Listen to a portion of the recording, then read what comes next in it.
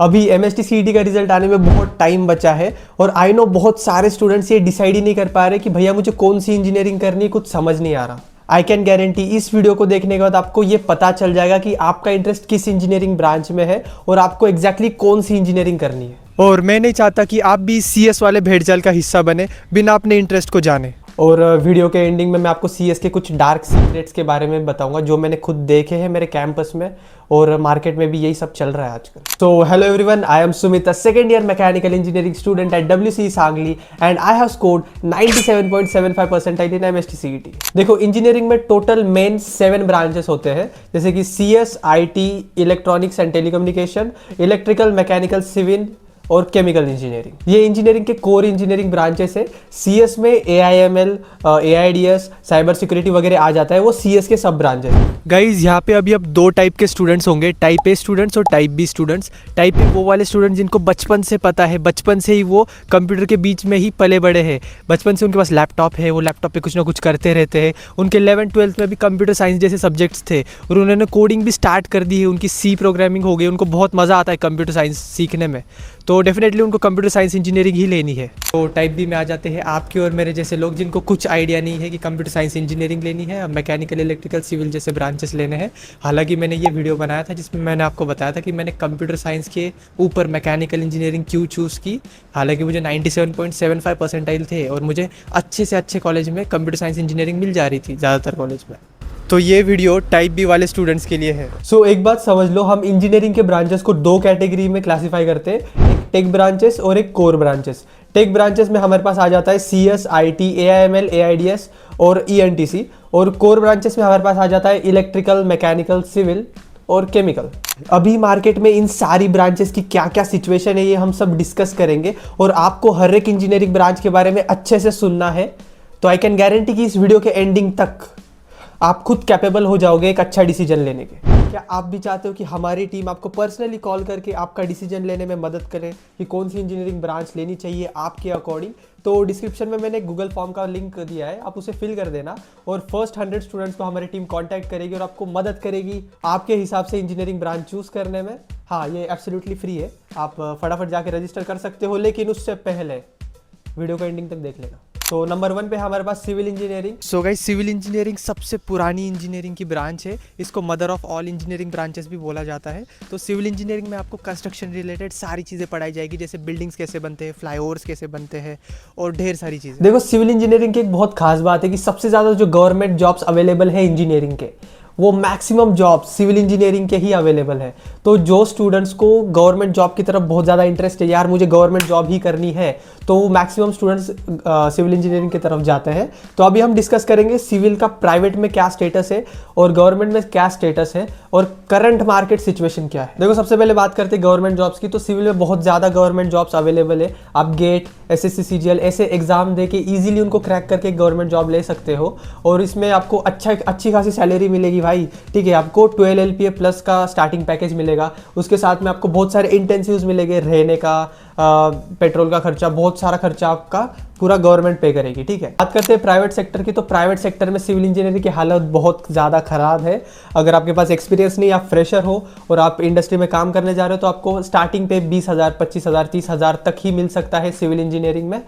जैसे कि top colleges हो गया, अभी COEP हो गया, मेरा खुद का वालचंद कॉलेज हो गया, तो यहाँ पर एवरेज 5 से 6 लाख ही है सिविल का। ये तो मैं टॉप कॉलेजेस की बात कर रहा हूँ। अगर लोअर कॉलेजेस में देखते हो सिविल इंजीनियरिंग का, तो आधी जगह तो प्लेसमेंट ही नहीं है, जहाँ पे प्लेसमेंट है वहाँ 15-20 हज़ार की जॉब्स है। और हाँ, अगर आपका फैमिली बैकग्राउंड सिविल का है तो डेफिनेटली आपको सिविल इंजीनियरिंग ब्रांच लेनी चाहिए, क्योंकि अगर आपके फैमिली के कॉन्टैक्ट्स है तो आप आपकी खुद की एक फर्म स्टार्ट कर सकते हो, कंस्ट्रक्शन फर्म, जिसमें बहुत ज़्यादा पैसा है। सो आई विल सजेस्ट, अगर आपका प्लान है कि मुझे गवर्नमेंट जॉब ही चाहिए, तो I will highly suggest civil engineering. इससे बेस्ट ब्रांच कोई है ही नहीं अगर आपको गवर्नमेंट जॉब करनी है। अगर आपका एम है कि आपको सिर्फ प्राइवेट जॉब करनी है, so I will not suggest civil engineering that much.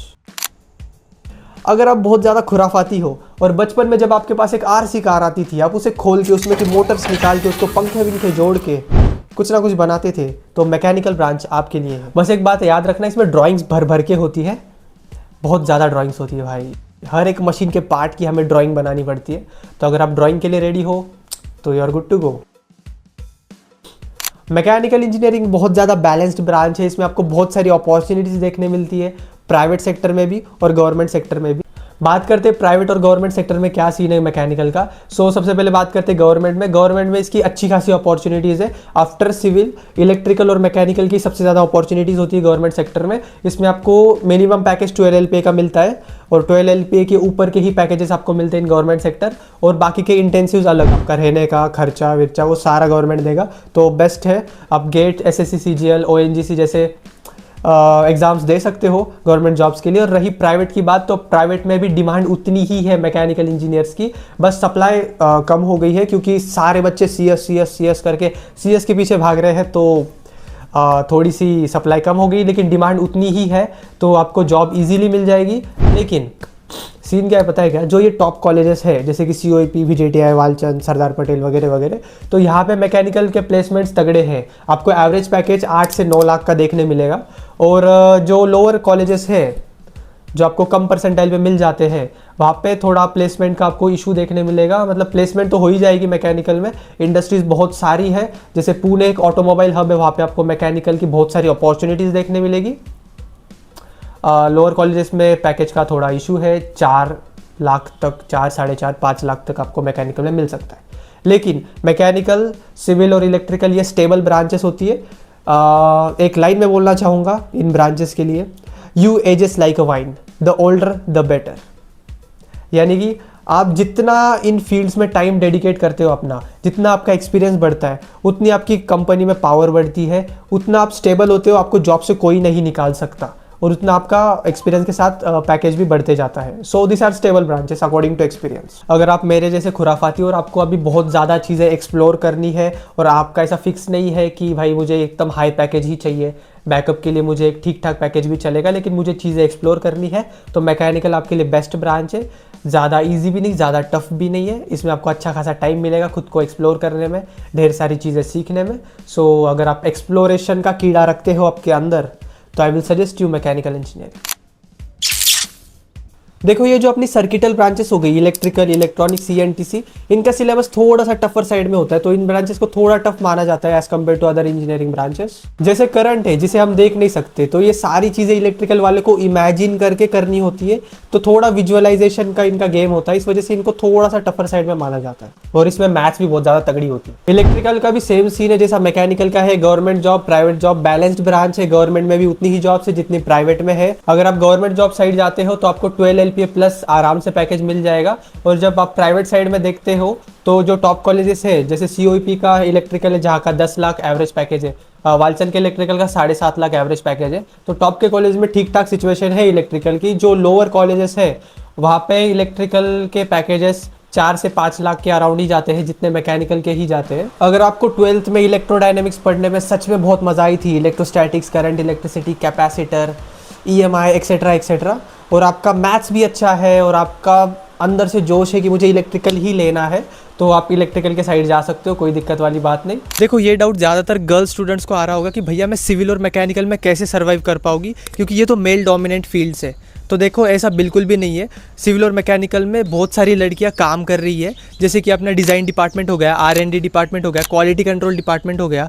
जो अपना डिज़ाइन डिपार्टमेंट है वो एकदम full top notch AC work है, ऑफिस में जाके आपको काम करना होता है, डिज़ाइंस बनाने होते हैं अलग अलग, और ये सबसे हाईएस्ट डिपार्टमेंट है पूरे मैकेनिकल इंडस्ट्री का, और इस डिपार्टमेंट को कंप्यूटर साइंस के डिपार्टमेंट से भी कंपेयर किया जा सकता है, ठीक है। और क्वालिटी कंट्रोल जैसे और रिसर्च एंड डेवलपमेंट जैसे डिपार्टमेंट है जो कि बहुत हाई फाई डिपार्टमेंट है, यहाँ पर गर्ल्स ईजिली काम कर सकते हैं, इसमें कोई टेंशन वाली बात नहीं है। और अभी भी करते हैं लड़कियाँ काम। हमारे कैंपस में जो अलग अलग कंपनीज आती है मैकेनिकल की, वो गर्ल्स को डिज़ाइन के रोल्स के लिए हायर करती है, क्वालिटी कंट्रोल के लिए हायर करती है, तो ऐसा नहीं कि आप नहीं काम कर सकते, आप ईजिली काम कर सकते हैं। सेमीकंडक्टर इंडस्ट्री, चिप मैन्युफैक्चरिंग, और आप रास्ते रास्ते पे आजकल इलेक्ट्रिक व्हीकल्स देख रहे हो, तो इस फील्ड में इलेक्ट्रिकल और इलेक्ट्रॉनिक्स का बहुत ज़्यादा बूम है, और इन फ्यूचर बहुत बूम आने वाला है। ENTC के जो मैक्सिमम स्टूडेंट्स हैं, जैसे मेरे कॉलेज के मैं देखता हूँ सीनियर्स, वो मैक्सिमम IT फील्ड की तरफ जाते हैं, क्योंकि ENTC में कोडिंग आ जाती है अच्छी खासी लेवल की, और कोर कंपनीज इलेक्ट्रॉनिक्स की बहुत कम है महाराष्ट्र में, और जो महाराष्ट्र के गवर्नमेंट कॉलेजेस है और अच्छे अच्छे कॉलेजेस है वहाँ पर भी लिमिटेड कोर कंपनीज आती है। कोर यानी कि जो सिर्फ सर्किट्स, सेमीकंडक्टर रिलेटेड आईसीज वगैरह बनाती है, वो कंपनीज लिमिटेड है। तो मैक्सिमम ईएनटीसी वाले स्टूडेंट अच्छे से कोडिंग सीख के आईटी सेक्टर में चले जाते हैं, जहाँ पे वो 12, 15, 20 लाख का पैकेज आराम से निकाल लेते हैं। ईएनटीसी में गवर्नमेंट जॉब्स बहुत लिमिटेड है, जैसे अपने इसरो हो गया, डीआरडीओ हो गया, ऐसे जगह पे ईएनटीसी के गवर्नमेंट जॉब्स है। लेकिन ज़्यादातर गवर्नमेंट जॉब्स ईएनटीसी के लिए नहीं है, गवर्नमेंट जॉब्स है कोर इंजीनियरिंग के लिए, सिविल, इलेक्ट्रिकल, मैकेनिकल। ईएनटीसी में भी है थोड़े से गवर्नमेंट जॉब्स, जैसे मैंने अभी आपको बताया इसरो, डीआरडीओ में। एवरेज पैकेज आपको 10 से 12 लाख का देखने मिलेगा। मेरे कॉलेज में खुद 10 लाख के आसपास इलेक्ट्रॉनिक्स का एवरेज पैकेज चल रहा है, और मैक्सिमम स्टूडेंट्स ने आईटी में ही प्लेसमेंट ली है। अगर आप प्राइवेट कॉलेजेस में देखते हो, जो थोड़े से लोअर लेवल के कॉलेजेस है या फिर एवरेज लेवल के कॉलेजेस है, आपको वहाँ पे 5 से 6 लाख का एवरेज पैकेज आराम से मिल जाएगा, अगर आप अच्छे से ढंग से मेहनत करते हो तो। आप बोलोगे भैया आपने CS, IT, AIML, AIDS, cyber security, इन सारे ब्रांचेस को एक ही इसमें कवर किया है, ऐसा क्यों? क्योंकि सीन क्या है बताऊँ क्या, जितने भी कॉलेजेस आपको ये सारे कोर्सेज ऑफर कर रहे हैं, CS का जो सिलेबस है वही सिलेबस इन सारे ब्रांचेस का भी होता है। अगर AIML है तो उसमें 2-3 सब्जेक्ट CS के हटा के आर्टिफिशियल इंटेलिजेंस के और मशीन लर्निंग के डाल देंगे। साइबर सिक्योरिटी है तो 2-3 हटा के साइबर सिक्योरिटी के डाल देंगे। AIDS है, artificial intelligence and data structure, तो CS के ही 2 सब्जेक्ट हटा के डाटा स्ट्रक्चर के 2 डाल देंगे। तो सेम ही सिलेबस है, जस्ट 2 सब्जेक्ट्स का फ़र्क है। आपको पता ही होगा वेबसाइट डेवलपमेंट से लेके ऐप डेवलपमेंट तक, और जितनी सारी ये सॉफ्टवेयर रिलेटेड चीज़ें होती है वो सारी इन ब्रांचेस के अंडर में आ जाती है।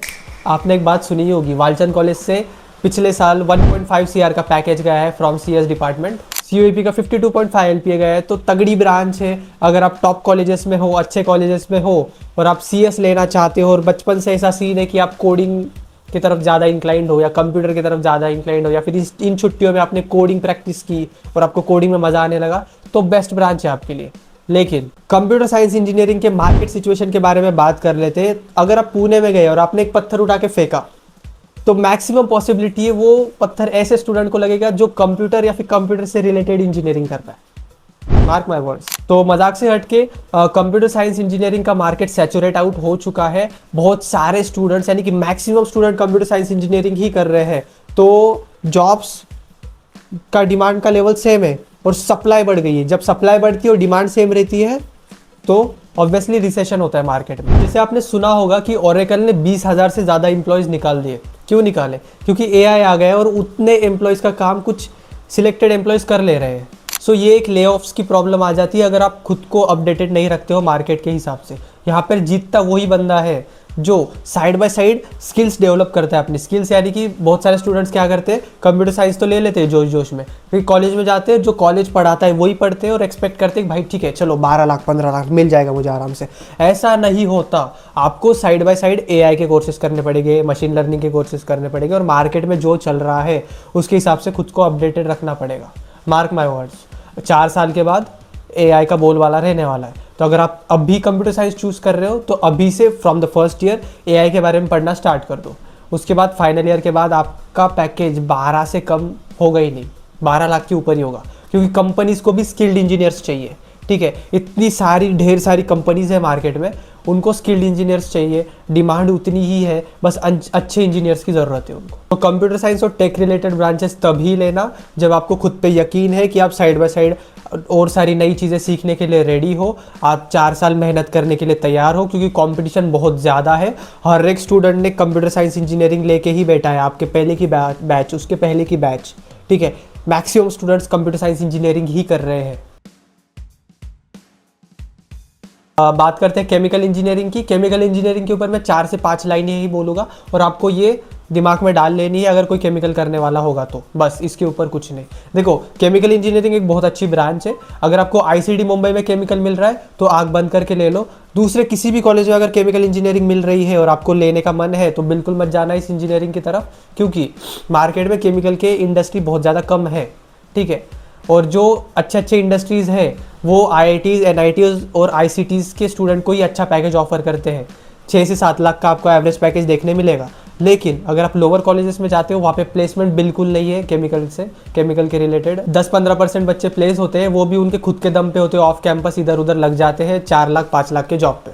अगर आपका ऐसा है कि आपको प्राइवेट में जॉब करना है तो केमिकल की तरफ बिल्कुल मत जाना, ना गवर्नमेंट में इसके अच्छे जॉब है ना प्राइवेट में इसके अच्छे जॉब है, इतनी ज़्यादा अपॉर्चुनिटीज़ आपको देखने नहीं मिलेगी। सो आई विल सजेस्ट अगर आपको आईसीटी में मिल रहा है तभी केमिकल लेना, वरना अपने पास बहुत सारी ब्रांचेस है, ठीक है, किसी भी ब्रांच में चले जाओ।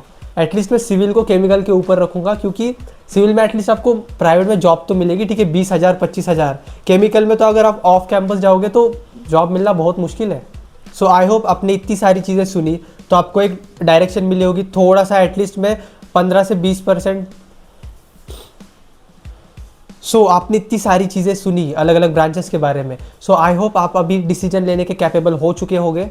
अगर नहीं हुए अभी तक तो डिस्क्रिप्शन में गूगल फॉर्म का लिंक है, उसे फिल कर दो। पहले 100 स्टूडेंट्स को हमारी टीम खुद से कांटेक्ट करके आपका डिसीजन लेने में आपकी मदद करेगी। हाँ बिल्कुल फ्री है, टेंशन मत लो, ठीक है। चलो बाय।